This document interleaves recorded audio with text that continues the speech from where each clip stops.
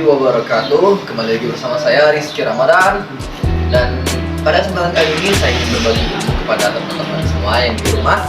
Nah, apa ilmu tersebut? Yaitu teknik wawancara dan tujuan dari wawancara tersebut. Oke, sebelum melanjut ke pembahasan, jangan lupa subscribe dan klik lonceng berikut ini. Oke, wawancara. Nah, disebutkan adalah sebuah metode pengumpulan bahan berita atau teknik reportase. Nah, tujuan wawancara ini untuk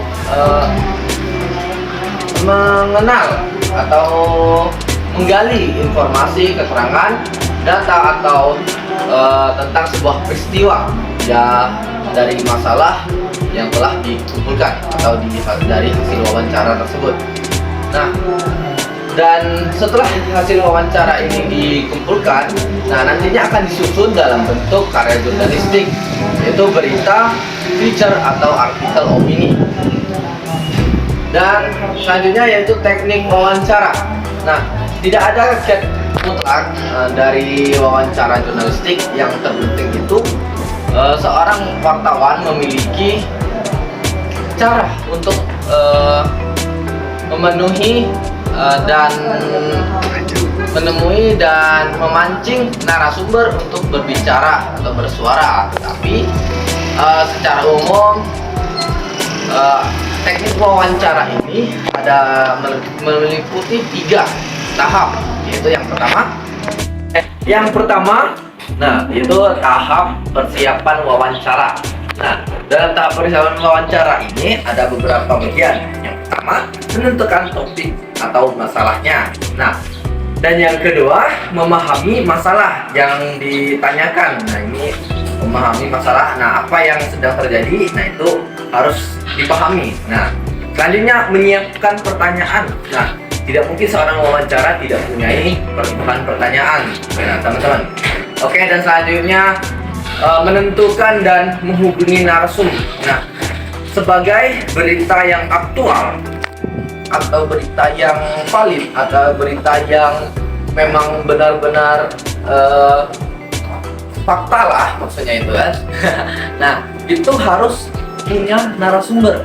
Nah, atau sumber dari berita tersebut.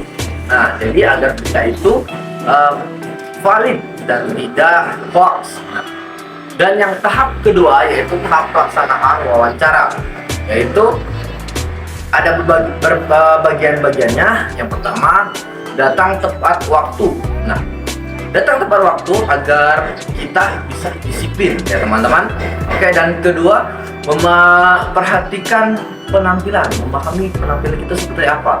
Jangan kita ketika mewawancari dengan penampilan yang acak-acakan dan penampilan yang semrawut gitu. Nah, dan yang ketiga yaitu mengenalkan diri. Nah, kita itu siapa dan sebagai apa kita wawancara.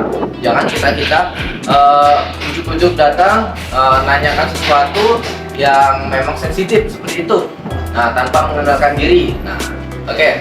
Dan selanjutnya yaitu mengemukakan maksud dan kedatangan. Nah, maksud dan tujuan kedatangan kita itu sebagai apa itu, mau ngapain gitu.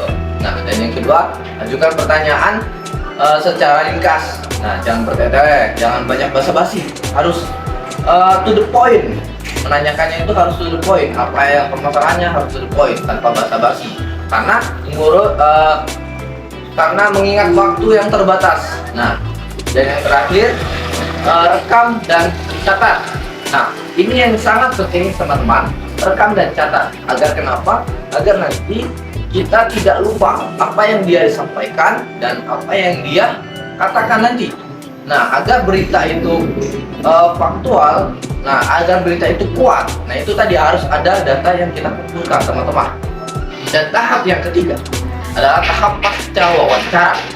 Nah, sesudah kita mewawancarai narasumber, segera transkrip hasil dari wawancara, jangan ditunda-tunda. Nah, kenapa? Sifat manusia itu sering lupa. Nah, teman-teman. Nah, jadi itu ada 3 tahapan. Nah, mungkin itu saja yang bisa saya sampaikan dalam materi ini. Nah, bagi teman-teman jangan lupa subscribe dan luaskan ilmu ini, karena kenapa? Ini sangat penting ya. Oke, sekian dari saya, see you next time. Assalamualaikum warahmatullahi wabarakatuh.